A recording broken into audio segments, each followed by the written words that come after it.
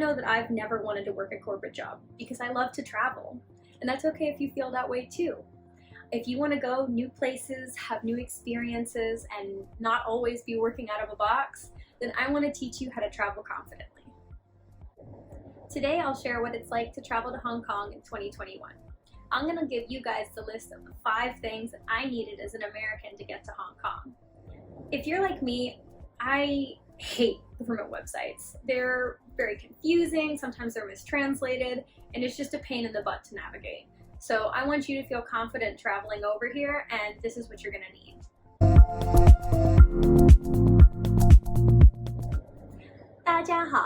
I'm Sarah Jenn, and I've been to over 30 different countries and territories. I've had a passport since I was about a year old, and I've made every single travel mistake you could think of. Travel isn't picture perfect, neither am I. To be honest, I've stumbled a lot along the way, and I want you to learn from my mistakes. Be sure to subscribe for more stumbling content. Make sure you hit that notification bell so you know whenever I post something new. First things first, I'm an American. So as an American traveling to Hong Kong, I do not require a visa if I'm going to be staying less than 3 months. If you are not American, then you need to double check what your visa requirements are before going to Hong Kong or looking at anything else. Number 2, in Hong Kong right now, you are required to quarantine upon arrival. The time that you have to quarantine will depend. For me, I think that one of the most important documents you are going to need if you want to reduce that, because nobody wants to be stuck in a hotel for this long, is proof of vaccination. I have proof of vaccination which I brought with me, which reduced my quarantine time from 21 days to 14 days. There are currently talks and mentions I've heard of the quarantine being reduced down to 7 days, but unfortunately for me, at the time that I flew in, I did have to do it for 14 days. So I'm currently staying in a quarantine hotel. Yes, you do have to pay for it yourself. So make sure you have that proof of vaccination if you want to reduce the amount of time and the money that you have to spend on quarantining. Number 3, make sure you get an approved quarantine hotel. Not all hotels in Hong Kong are going to be government approved quarantine hotels. The one that I'm currently staying at is the Ramada Hong Kong Harbor View. It's a really good budget option if you're looking to quarantine for cheap. However, unfortunately, it is also really, really small. So check that list, make sure that you kind of look at maybe the size of the rooms, you can check out the budget, and these are gonna include 3 squared meals a day. Maybe not the tastiest meals a day, but you're getting fed. What are you gonna do? Some of these hotels you can also order food in, so just make sure you double check on that list. I'll be sure to link it below. Which hotel fits your needs, your budget, whatever. Number 4, negative COVID test, 72 hours before entry. So in order to get to Hong Kong, and a lot of places right now, you're going to need a negative COVID test. Specifically for Hong Kong, you need a negative PCR test.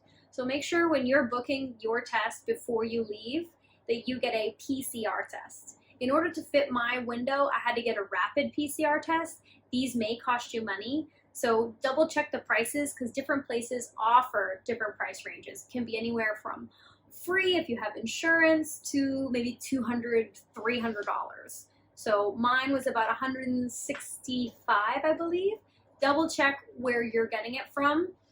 They'll tell you the price in advance, but you need a PCR test in order to get in. It's going to be part of your paperwork. You will not be allowed on the flight if you don't have this paper. 5, make sure that your COVID test is government approved here in Hong Kong. So there's going to be a link below on whether or not your lab that your COVID test was processed at is internationally recognized. It's also called ISO 15189 accredited laboratory. And that just means that Hong Kong acknowledges that lab as on the same standard as something that they have here, and you're going to be allowed to leave the airport once you fly in.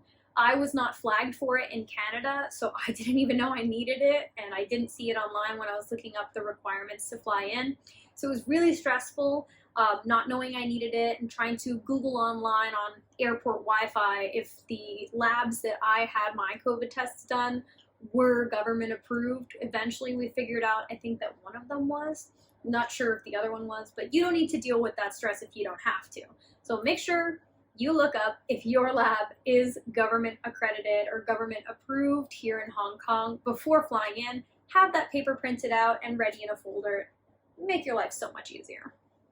I hope this makes it just a little bit easier for you to figure out what you need to get to Hong Kong.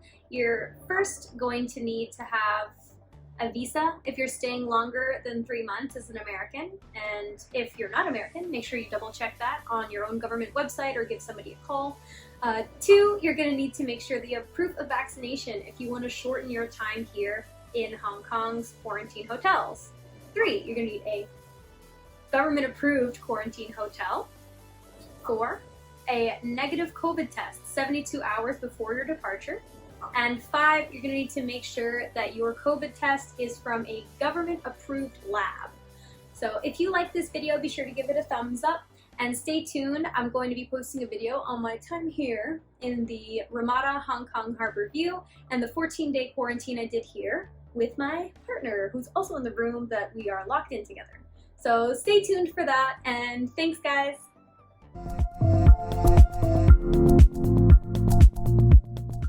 You need that,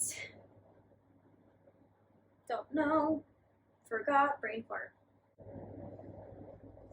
I gotta pee. I was waiting for a moment. Also, this new Billie Eilish album fucking slaps.